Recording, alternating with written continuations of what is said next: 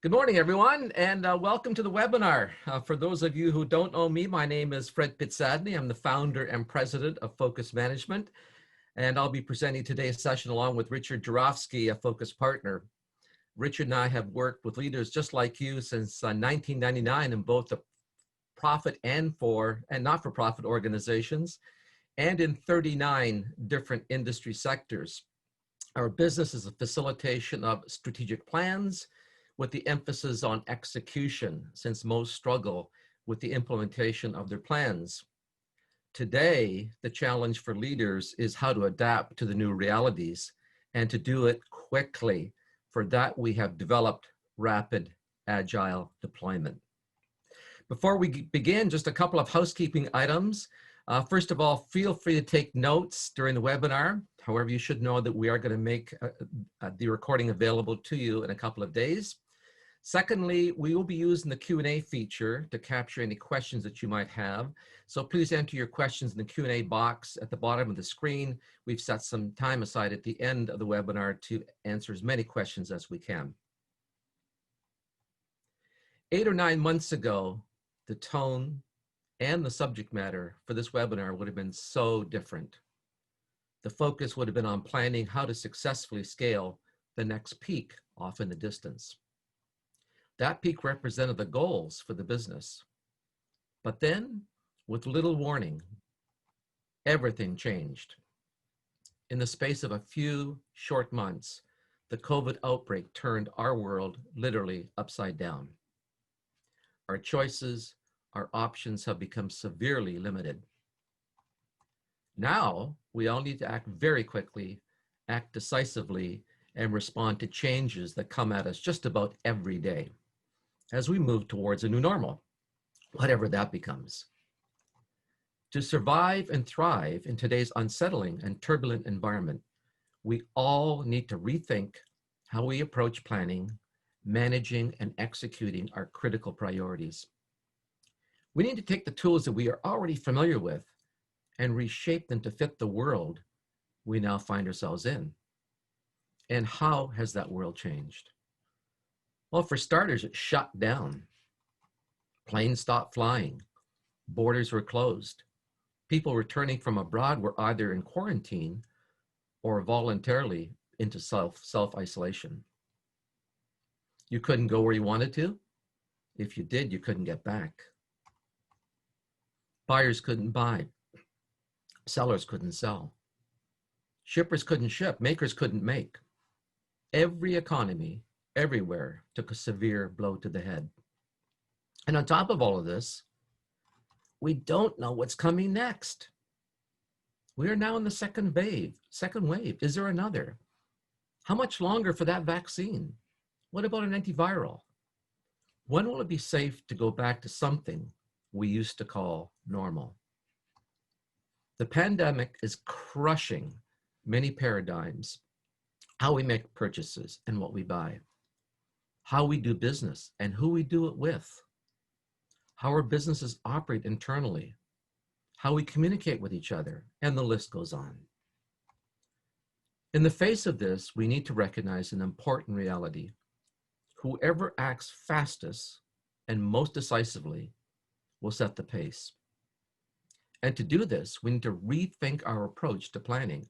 In fact, to a great degree, we need to rethink how we think, and especially how we think about planning. Okay, so what are the goals for today?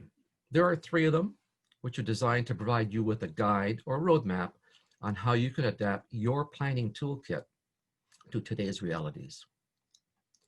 The overall goal is to introduce the RAD process that we've successfully used with our clients. We'll start by reviewing the underlying key principles that will help you move quickly through your planning and execution stages. And we'll introduce you to some very specific tools and techniques that are immensely helpful in today's turbulent and uncertain world. Let's start where RAD came from. The fundamental value proposition for all of the work that we will cover, the 4 principles, the tools and techniques, the actual how-tos, and RAD's fit. I mean, who stands to benefit the most from taking the RAD approach? Every leader, whether of a business unit or a team within, wants the great execution of what matters most. Great execution, however, remains very elusive, as most, in fact, it's been published, that 75% still struggle with the execution of not only strategic, but operational and project plans. Well, so where do organizations end up? Often it's in one of these other quadrants. Let's start with the orange quadrant, the poor execution of what matters most. There's a plan, but we're having difficulty executing it. This is where you find leaders with lots of frustration who keep asking, why are we late? Why we missed another timeline? Why are there so many errors? Why? Well, you get the idea. The yellow quadrant is the great execution of the wrong things. We're nailing it, but the wrong things. And that often leads to major embarrassment as the leader gets asked questions from very embarrassing questions like, if we're so good at getting things done, why is the competition still eating our lunch? Why have we missed our fundraising goal? You get the idea. The black zone is that color for a reason. Businesses and their leaders just don't last very long. It's about the poor execution of the wrong things. And I think it's a major reason that the majority of startups never see year two. There are three elements that help leaders take their teams to the top right-hand quadrant: clarity, alignment, and commitment. Well, of what exactly? For strategy execution, it's clarity, alignment, and commitment to the long-term focus and direction of the business. Today, it's different. It's about identifying the critical priorities, what we need to do to survive. And for some, it's how to deal with unusually big demands for their products and services. The bottom axis is about ensuring clarity, alignment, and commitment to action for individual accountabilities. All great ideas, all great plans eventually should end up with work for somebody. Not being clear and empowered to take action or to make decisions is, according to published studies and our own 50 years of combined experience with 400 different organizations, it's the number one blockage to great execution. We'll be addressing how to fix that during the webinar. Now here's the slide, right? On the left-hand side, you have what we call the great execution of what matters most, what we call our GEM model. It's the fundamental model to everything we've done for the last 10 years. Today, we recognize that you have to speed up the process, be more adaptive, be more agile. And when you combine GEM along with speed and agility, you get RAD. For the next 30 minutes or so, we're going to focus on the 4 principles you can use to catch the wave and not be crushed by it. These 4 principles will be supported by 6 specific techniques. Let's overview the principles first. First of all, engage your people in the process of planning and deploying your plan, and do it early. You know, we've heard a lot of talk about employee engagement over the last decade, mostly empty words, as most organizations are not really doing a better job at it than they were at the turn of the century. Not when it comes to real, meaningful engagement. Quickly means exactly that, quickly. Not weeks or months, days. Power through the execution by doing a few critical processes, doing them right, and doing them over and over again. Planning sessions should be short bursts, 1 to 2 hours long, not 1 or 2 days as we're accustomed to. You've all heard the saying, no plan survives the first engagement with the enemy, or variations on that theme. Well, it's more than a truism. A plan that fails to address the rapidly changing realities on the ground is worse than useless. It's downright dangerous. Agility and responsiveness will rule. The 4th and final principle is that nothing stops a great plan achieving the success it deserves more than people charged with its execution having only a vague idea of the authority they have to make decisions and to get important stuff done, stuff that really matters. We're going to cover how to fix that today. So those are the 4 principles. Let's dig into each of them and put some meat on the bones. There are 2 important reasons to ask your people about their views and their ideas about the outside world. The first is that they want to be asked. They want to feel that someone actually cares about what they think. I mean, in their position, wouldn't you? The second reason is that they know things you don't, not because they're necessarily smarter, but because they're often closer to the action, closer to customers, closer to suppliers and competitors. You know, the last thing you want to hear during a debrief, especially of a failed initiative, is this: I could have told you that. You never want to hear those words. It only makes sense that if you ask questions, you need to listen to the answers.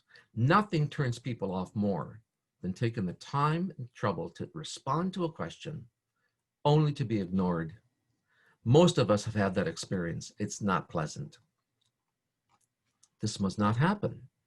It's critical to respond in some fashion throughout the entire process. Ask people early enough in the process to make their input useful. This is during the assessment stage, prior to putting pen to paper and creating a plan to take the business forward. This should be one of the very first things that you do. You know, there are a variety of tools, many available at low cost, that can be used to gather this input. SurveyMonkey is one of them, and there are others. But remember, keep it simple. Don't make it too elaborate or complicated. Ask a few questions and make it clear as to why the answers matter. We'll look at a couple of examples in just a minute. Whatever information you gather, it needs to feed into your battle planning. Now, why do we call it battle planning? Well, for us, it conveys a completely different level of intensity than conventional strategic planning. This isn't about winning the war. It's about achieving the success we need today that creates a secure and positive tomorrow. The first thing you need to do is quickly come to grips with the situation we find ourselves in, particular in 5 key areas of importance. First of all, what's life like for our customers? I mean, how are they being affected? How are their attitudes, their preferences, their behaviors changing? What new challenges are they having that might represent opportunities for us? Maybe their need for what we do is decreased, maybe it's increased due to the present situation. For instance, the dramatic drop in commercial and civil aviation has had a terrible impact on companies that service and repair aircraft components, such as wheels and brakes. Sailmakers, on the other hand, who had the capability, have gained from the surge in demand for covers to protect engines as aircraft sit idle. What about our suppliers? We depend on them to operate our business. So how are they doing? How are they holding up? Do we need to be looking for alternatives? We can't afford to have a supply chain that is unreliable due to capacity constraints. As borders close, many experience logistical nightmares and still haven't been able to establish a secure supply of materials and components. As for our competitors, are they showing any signs of weakness that we can exploit? Have their service levels dropped significantly? Is there a fire sale opportunity out there? Maybe we can snap up some smaller companies that are struggling so that we can expand our reach. If we don't, someone else will. One of our clients, a maker of plumbing products, experienced a huge increase in demand for their products because many of their competitors were either unable to operate or had their supply chains disrupted. Their big challenge, and put this under the heading, nice problem to have, was how are we going to make enough of our product quickly enough to take advantage of this windfall? What about our people? How are they doing? It's been a very stressful time for many, perhaps all. Are we doing what we can do to help them through this. For example, one of our clients shifted work hours to help those who are having difficulty finding childcare. Finally, we need to appraise our operational capability and capacity. Are we able to meet service level requirements and still remain cost efficient? If we have excess capacity, can we redeploy it to other areas?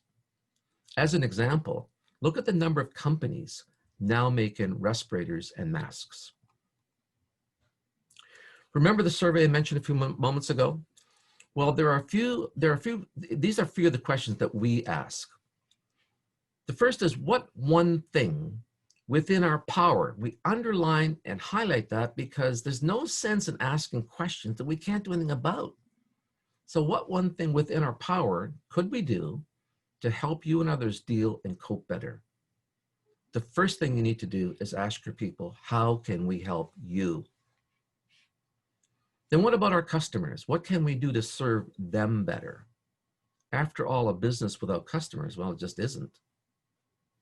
What ideas do you have on how we can bond better with them? Perhaps become the trusted go-to company, maybe even indispensable. We might be suffering operationally, and our less than great performance is damaging our reputation and causing lots of frustration. How can we address those concerns and get better? The answers you receive from your people need to be sorted, sifted, collated, organized, and analyzed. Look for the nuggets, especially those that might seem a little off the page. Include those nuggets in the conversation you have with your core planning team. Set a very small number of objectives. Richard and I have been doing this for 20 or 30 years. And one of the common errors we see our clients making is that when they start out, they create these monstrous big to-do lists of objectives. Get it narrowed down, especially today, to a very small number whose achievement will make a significant impact on the business. Make sure that they're both clear in what they are about and why they matter, and make them as measurable as possible so you can track your progress. Something like this: increase full order on-time shipment rate to 96% by December the 31st without increasing per unit shipping costs. This objective not only drives increased internal efficiency, it also benefits the customer. It's a win-win. Do it quickly. Lean towards action rather than deep contemplation. We have too much of that. We need to spend more time in planning sessions on creating action plans. Who's going to do what and by when? Make your planning sessions short, 1 to 2 hours. I think actually 90 minutes is a great target. And place them in tight timelines, whatever you can accommodate. Think about doing 2 or even 3 sessions in a week during the assessment and planning stages. Keep it simple. Should be your mantra throughout the whole process. You're going to hear a lot about keeping it simple. A beautiful plan on paper breaks down if people aren't clear on what they need to do and how the various elements all fit together to make it successful. In a moment, we're going to show some powerful yet simple ways of ensuring clarity of your plan. The most common cause of execution failure is that people don't know what's expected of them. Seems kind of fundamental, but it's true by research. They're not sure on what they're supposed to do or the authority that is available to them. We'll cover more about authority clarification in a few minutes. Complexity is a major barrier when it comes to deciding what to do and then executing it. Richard's going to cover some of the simple yet very, very powerful tools and techniques that you can use. The best thing about this is that you likely already have these tools in your toolkit. Richard will include how to make the planning and execution roles crystal clear. Richard, over to you. Thanks, Fred, and good morning, everyone. Fred has given you some background, some overview of RAD, sort of where it comes from, how it connects to great execution and what matters most. What I want to do now is spend a little bit more time on some of the details, sort of, look under the hood to get a better understanding of what RAD looks like in terms of the process, the cycle that we go through, And I also want to share some of the tools with you that we use that our clients find particularly helpful these days. So where does it all begin? Well, like any planning process, whether it's battle planning or anything else, the first thing we need to do is make sure that we're ready to do it. And there are 4 steps that we take here. And the first of those is to identify who's going to be involved in doing the planning, who's going to be on that core planning team. This is often the senior management team, the ownership group. Sometimes it's a larger group of people because we want more voices, more opinions, more ideas at the table. So we need to identify who they are. And then secondly, orient them to the process so that they know what's going to happen within RAD and what the expectations are. Then we need to identify the employees that we're going to be surveying. Now, in a small organization, this might be everybody. In a larger organization, we might need to segment it by function, by geography, whatever the case, but we need to identify them because the next thing that we need to do is actually send out that survey, invite those people to share their opinions, their ideas, and their perspectives on things, and then to get that data back, to do that analysis, to do that summarization, and then to be able to feed it back into the core planning team in the form of the pre-work that they're going to use in getting ready for the assessment stage. Now, this is the first 5 days of activity or so, and this is essentially the week prior to initiation when the core planning team starts its work. Well, that work begins with assessment. And in the assessment phase, there are 3 work sessions, each of them quite short, typically somewhere between an hour and 2 hours. And as Fred said earlier, the target is likely around 90 minutes. The first of those is to look outside the organization and get a sense of what's going on with our customers, with our suppliers, with our competitors. This is the external view, the look around. And then the second is to look inside the organization. What's going on with our people? What sort of pressure points are we feeling internally, which could be related to our folks, could also be related to how we're functioning operationally. Maybe we're doing okay, maybe we're doing great, and maybe we're not. Well, of course, those 2 views, the outside and the inside, typically generate a whole list of things that might seem important at the time. The challenge here now is we need to boil that down to a really short list. What are the critical few priorities that we really need to focus our attention on going forward? Well, this is days 1 to 5 of the RAD cycle. So if a RAD starts on the Monday, it says that by the end of the day on Friday, we've completed the assessment phase. We've got sort of that finger on the pulse, and we've determined what should drive the conversation from this point forward within RAD. Well, now we're ready to do some planning. And the planning involves 3 work sessions again. And like any planning process, the first thing that we need to agree on is what are we trying to accomplish? What are our objectives? And they're near horizon objectives. Like Fred said earlier, this isn't about strategic planning where we might be looking out, 2, 3, even 5 years into the future.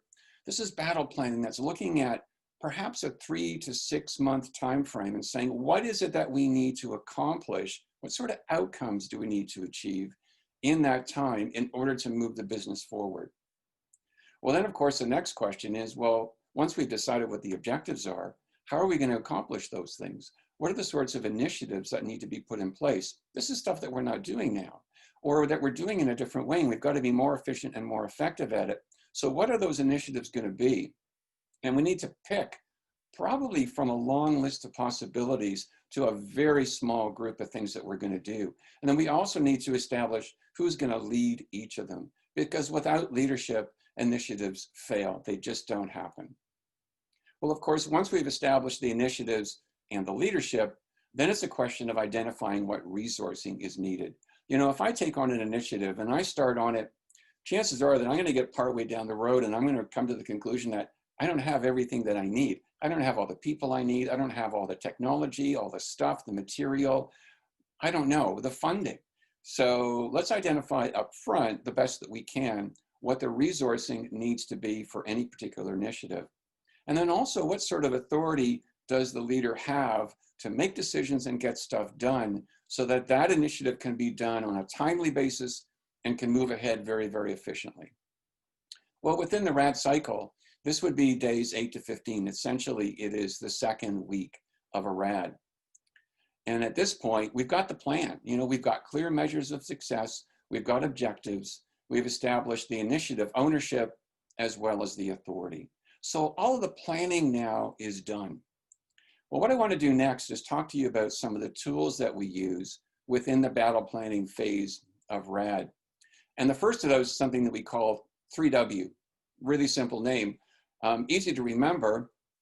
And in particular, it says essentially what it is. It's a what, who, and a when. This is an action plan. It is a way of capturing the important things that need to get done, the commitments that have been made by people.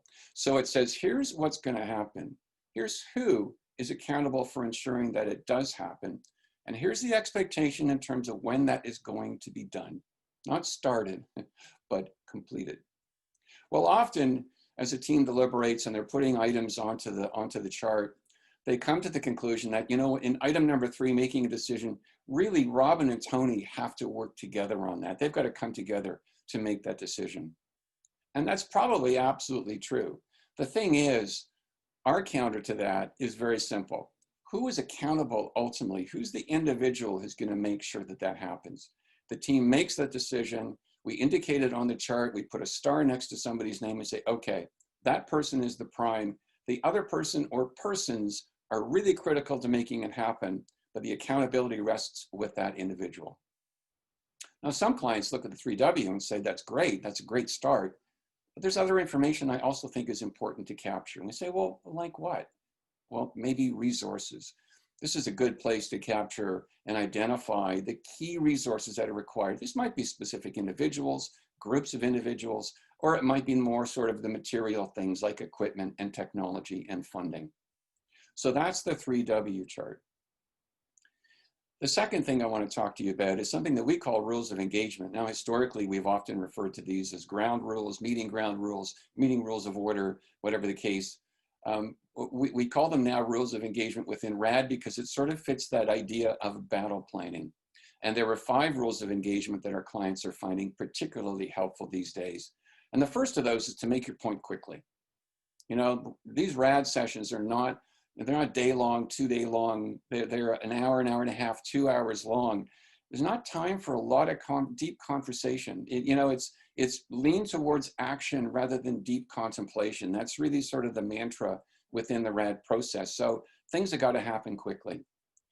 Being prepared to settle for close being good enough, not falling into the trap that many teams do, which is, you know, seeking perfection, working things out to 4 decimal places when quite honestly, 1 decimal place was probably plenty. Let's just get it close. Keeping focused, avoiding sidetracking, using things like a parking lot to make sure that important things that get brought up don't get forgotten, but they also don't take that team, that core planning team down a path at a time when it's really not helpful. Making sure there's only 1 speaker. And when meetings are being done online, this is really important because I know we've all had the experience probably by now, where there are multiple faces on the screen and if more than 1 person is talking, I'm trying to figure out where is this coming from? And honestly, is that the person I should be listening to or is it somebody else? So 1 speaker, really critical. And then finally, the 80% rule. This is very similar to rule number 2. And it recognizes the fact that every conversation and every decision-making process reaches the point of diminishing return. And so somebody in that meeting, somebody on that call needs to effectively raise their hand and say, you know what, I think we're 80% of the way there. I believe that we've covered the most important things, some of them probably 2 or 3 times. So let's make the decision, let's record the action, and let's move on. So that is rules of engagement within RAD battle planning. Here's a third tool, and it's got a playful name, Spitball rather, decision making. And it's not Spitball as in the illegal pitch. It's more along the lines of, let's throw some things against the wall and see what sticks. So for instance, it's about looking at a long list of possibilities, such as a lot of potential initiatives that we could take in order to accomplish that objective, but we can't do them all. We shouldn't do them all. So we need to somehow boil that list down to a few, or maybe even 1. So how do we do that? Well, here's a Spitball grid that we use, and that we've used with our clients. It's a pretty simple one. On the vertical axis, you see value or benefit. On the horizontal along the bottom, you see cost or effort. And we create essentially 4 zones, and we color them differently. And let me talk to each of them very briefly. The green zone, the best deal zone. These are things that don't cost very much and are going to give us a lot of return. Honestly, you'd have to convince me not to do those things. They just sound like really good ideas, like terrific deals. So they get high priority. There's the blue zone, the justifiable zone. These are things that they're going to give us a fair bit of return, but also going to cost a bit to do in terms of effort or actual hard dollar cost. And they may yet turn out to be justifiable, especially if there's not very much over in the green zone. We've got the why bother zone in the lower left, the yellow, that says these are things that aren't going to cost very much. They're also not going to do that much for us. So I'm not sure it's really worth bothering. And then finally, of course, the no way zone. These are the things that are going to take a lot of effort, cost a lot. They're not going to give us very much back. They're going to yield very little. So quite honestly, to me, those things are just no way. And then, of course, because it's life, there's that maybe zone in the middle, the gray. And this is where things go because we're not quite sure where they fit exactly. Are they good deals, justifiable, or no ways? But the point is that we need to take all of those possibilities and plot them and figure out what to do with them. And I'll give you an example. A client was looking at implementing some improvements on their shop floor. Could be environmental, could be process, could be a whole variety of things in order to be more efficient, more effective, and honestly just create a better working environment for the people there. So they put together a team, and that team of people came up with a ton of ideas. They brainstormed. They had a list of 130 things, and they stood back at the end of that session, and they looked at the list and they said, oh my gosh, this is way too many things. We can't possibly do all of those. In fact, some of them probably aren't even good ideas to do. And in some cases, they conflicted with each other. You can't do A and B because they more or less cancel each other out. So they said, well, how are we going to work this down? And they spitballed. So they took that list of 130, they went through a spitball session, and they looked at the list that remained after that, and they said, okay, that's great. It's still too many things. So they did a second round of spitballing, worked it down to the critical few things that they absolutely will do. And they said, okay, those are our gems. Those are the things that we're going to put in place to make things better. So that's spitball decision making. Well, fine. Now we've got the plan. We've got stuff happening. So now what? Well, it's about keeping agile. It's about being responsive. You know, RAD, rapid agile deployment. We're in the deployment stage. We need to make sure that we maintain our agility. And fundamental to that is checking on progress and doing it really often. Changing the plan if it's not working. You know, the quote that's attributed to Einstein, that the definition of insanity is doing the same thing over and over again and expecting a different outcome. So if the plan's not working, find out why. Maybe it's not the right thing to do, or maybe it's the right thing to do, but the way that we're doing it isn't quite right. So fix it, change the plan. And another variation on this that we refer to as calling an audible, and we borrow this from North American football. So picture the scene where there's a quarterback on the field with the rest of the team gathered around in the huddle, and the quarterback calls a play. They break the huddle, they go to the line of scrimmage, team goes down on the line, center goes down over the ball. The quarterback now looks up over the center at the alignment of the defense and concludes in a second or two that the play I just called in the huddle is not going to work. In fact, it could get us into real trouble. So the quarterback calls an audible, uses coded language, shouts it out, and makes sure that everyone says, you know, everyone understands now, the play that I called before, we're not doing that play, we're now doing this play. Well, there are two things really critical about calling an audible. And the first is that everyone hears it. It's got to be loud. You know, if you watch a football game, even in a very packed and noisy stadium, you'll hear that quarterback shouting out, first in one direction and then in the other, to make sure that everyone hears. The second thing that's important about calling an audible is that everyone needs to know what's changed. How does this affect what I was going to do? What do I now need to do in order to make sure that I play my role in this play? So that's calling an audible. The fourth principle that Fred mentioned earlier is about delegating authority. And this is one that I think a lot of people are surprised by when they see it in the list of principles and say, delegating authority, how is that really important within RAD, and especially these days? Well, and I'll talk more about that. Well, first of all, it's really about giving people sufficient authority. We often use the word requisite, meaning just right, not too little, not too much. It's that sort of Goldilocks spot in the middle. Being very specific and being very clear.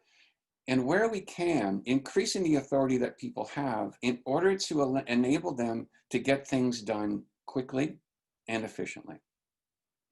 We often use this equation when we're talking about authority, which is that responsibility without authority creates frustration. If I've got responsibility for implementing an initiative, and as I go to do it, I encounter the fact that I don't have enough authority to actually make decisions and get things done, and I have to constantly stop, ask permission, wait, inform, whatever the case, it's going to slow me down. It's going to make me frustrated. It may, in fact, cause the initiative to fail, especially fail to meet its timelines, which could have significant impact on the business, and probably on me personally. The next time they're looking for volunteers, I'm the one taking one big step backwards. Another equation, which is very similar to it, says that responsibility without authority results in delays, just the idea that it will slow things down. Well, when we define authority, we like to keep it really simple. We use 4 levels. Level 1, which is just do it. For these kinds of things in these sorts of situations, you know what, just do that thing. Just make that decision. Don't ask me, don't tell me, just do it. A level 2 that says, you got to tell me after. It's not a courtesy, it's an obligation. So you have the authority to do it, but you must tell me it's been done afterwards, or the decision's been made after you've made it. Level 3, which is tell me first. And then finally, level 4 that says, you know what, in these cases, in these situations, for these kinds of decisions, you bring to me a suggestion, a recommendation, and then I'll be the one to decide. Well, I think an example probably helps clarify all of this. So here's one of a manager who's going to implement some changes within the shop floor, in operation of an organization. So here's the first one. To spend within approved budget, following the policies. I mean, this is really vanilla stuff. It's a level 1. Just go ahead and do it. It's already been approved. You're going to do it by the book. Honestly, don't bug me. Just do it. The second one, which is to approve new suppliers for ongoing operations. Well, this one gets a level 2 because here's what I don't want to have happen. If you make changes, I don't want someone else coming to me, stopping me in the hallway and saying, hey, what's going on with making changes in our suppliers for our operations? I need to know what's going on, which means that when you've done it, you have to tell me. Implementing changes that have minor staff impact, I'm probably going to give a level 3 there. It says, you know what, just tell me before you do it, because I might be able to inform or advise you or guide you on it. I also might be able to tell you about things that are happening elsewhere in the organization that you should know about that might alter the plan a little bit. And then finally, things that are going to have major staff impact. You know what, come to me with an idea, say, you know what, here's what I think we ought to do, but then I'm going to be the one to actually make the decision, and that's going to be a level 4. Now, these authority levels can be used for projects, for initiatives, used within RAD, certainly as the example that we've just given, but they can also be used to establish clarity of authority around day-to-day activities, the sorts of decisions and the sorts of actions that people simply need to be able to take and make on a day-to-day basis in order to be effective in their roles and to be efficient in getting things done. And that's defining authority, our 4th principle. I'm now going to turn it back over to Fred. Thanks, Richard. Okay, so how does RAD fit in today's COVID world? Well, leaders from all walks of life are feeling pretty frustrated about how fast things are changing. They're worried and often uncertain about what they should be doing and how to do it. They're asking questions like, you know, what are my critical priorities? And what should I be doing about them so that whatever, right? What matters most today gets done and done quickly. That's the focus. This is exactly what the RAD approach delivers. So when you combine great execution of what matters most with speed and agility, the critical components for today, you get rapid, agile deployment. Okay, for those who would like some professional guidance to implement RAD in the organization, here's the cost for a hands-on, step-by-step, let's avoid the landmines facilitation of RAD. And we've developed a continuum of service levels and costs to make this accessible to all. For the fully facilitated RAD package, which includes first survey administration, the analysis and the reporting. Second is for getting your core planning team ready. Next are the 6 working sessions delivered according to the schedule developed by the core planning team. And then there's 1 checkpoint meeting to provide a template that you can use for the subsequent checkpoint meetings. The full no surprise price is $15,000 plus applicable taxes. This is for a completely virtual process. Now, for those where 15 grand is a little rich, and today we totally understand that, and we put our heads together and say, look, how can we make this accessible to those who have only got, 1,500 bucks to spend? So for the do-it-yourselfers, we offer solo RAD, which includes the templates needed for a complete RAD cycle, plus instructional videos and guides. Finally, what we call the guided RAD, the one is sort of in between, which adds coaching sessions from us, talking about what to do, how to do it, and coaching you along the way. All right, so those are the price levels and the service levels that we offered to make RAD accessible to everyone. Okay, we've got a few minutes left to make it 11:41. Let's have a look at the original goals that we had for the session, and we're going to talk about that in a few minutes. But right now, let's talk about Q&A. Are there any questions, Richard, that have come through? Yeah, Fred, as a matter of fact, I do have, there's one question that's come, okay, which is, does RAD replace strategic planning these days, or are they meant to somehow work together? Yeah, this is a favorite question. We hear it a lot of different ways, but here's the answer. No. RAD is not designed to replace your strategic planning process. You want to maintain that. You still need that long-term vision of where you want to take the organization. You still need to have a clear mission and a vision. But what often happens during the RAD process, because RAD includes a SWOT analysis, the strengths, weaknesses, opportunities, threats. So one of the first things we do during RAD is to say, how has the situation changed out there? And there are times when you learn things about your business environment that may influence your long-term direction, and you want to do that. But you want to make sure that RAD is still in alignment with that long-term plan. So the other thing that sometimes happens is that we find that people learn stuff about how to do it more quickly using RAD, getting people involved, making faster decisions, that in fact, it influences their strategic planning process. So just to summarize, no, it doesn't replace strat planning, needs to be in alignment with, and you may learn some things that will influence the long-term direction. All right, thanks for that answer, Fred. And that's the only question for today. Okay, well, people are being easy on us today. All right, so let's go back and say, what did we want to accomplish today at this webinar? And there were basically 3 goals. One was to introduce our process, to let you know how that works, to share the 4 principles, and then to share the 6 tools and techniques that we use for today's world. We hope that you found some value in attending today. We really appreciate you taking some time out. Please feel free to contact us. There's the contact information. Maybe the simplest way is just to pick up the phone, give me a call. Just a reminder that today's session has been recorded, and we will send that out to you in a couple of days. So listen, thank you very, very much for the questions. Thank you for attending this session. And on behalf of Focus Management, I want to thank all of you, and again, for taking some time out of your hectic day. Thanks again, and have a great day.